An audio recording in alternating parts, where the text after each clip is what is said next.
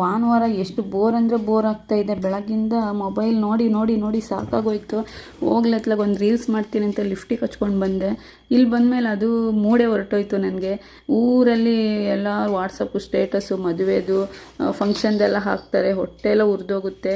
ಅಯ್ಯೋ ನಾವಿಲ್ವಲ್ಲ, ನಮ್ಗೆ ಹೋಗೋಕ್ಕಾಗಲ್ವಲ್ಲ ಅಂತ. ಎಲ್ಲರೂ ಊರಲ್ಲಿ ಎಷ್ಟು ಚೆನ್ನಾಗಿ ಎಂಜಾಯ್ ಮಾಡ್ತಾರೆ. ನಾವು ಮಾತ್ರ ಈ ಬೆಂಗಳೂರಲ್ಲಿ ಯಾವಾಗಲೂ ಕೆಲಸ ಕೆಲಸ ಕೆಲಸ, ವಾರ ಪೂರ್ತಿ ದುಡಿತೀವಿ. ಈ ಭಾನುವಾರ ಬಂದರೆ ರೆಸ್ಟ್ ಮಾಡೋಣ ಅಂತ ಅನಿಸ್ಬಿಡುತ್ತೆ. ಬಟ್ ತುಂಬ ಬೋರು ಭಾನುವಾರ ಅಂತೂ.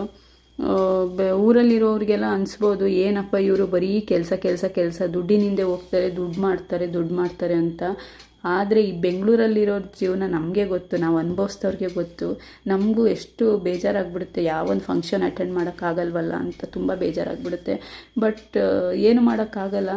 ನಾವೇ ನಮ್ಮ ಮನಸ್ಸಿಗೆ ನಾವೇ ಸಮಾಧಾನ ಮಾಡ್ಕೊಳ್ಬೇಕು. ಯಾಕೆಂದರೆ ಬಸ್ ಟಿಕೆಟು ಕೂಡ 2,000 ಇದೆ. ಇಲ್ಲಿಂದ ಉಡುಪಿಗೆ ಹೋಗ್ಬೇಕಂದ್ರೆ 2,000 ಟಿಕೆಟ್ ಕೊಡಬೇಕು.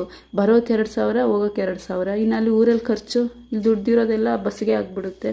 ಸೊ ಅದಕ್ಕೆ ಊರಿಗೆ ಹೋಗೋಕ್ಕೆ ಸಖತ್ ಬೇಜಾರಾಗುತ್ತೆ. ಇಲ್ಲಾಂದರೆ ಒಂದು ದಿನಕ್ಕಾದ್ರೂ ಹೋಗಿ ಬರ್ಬೋದು.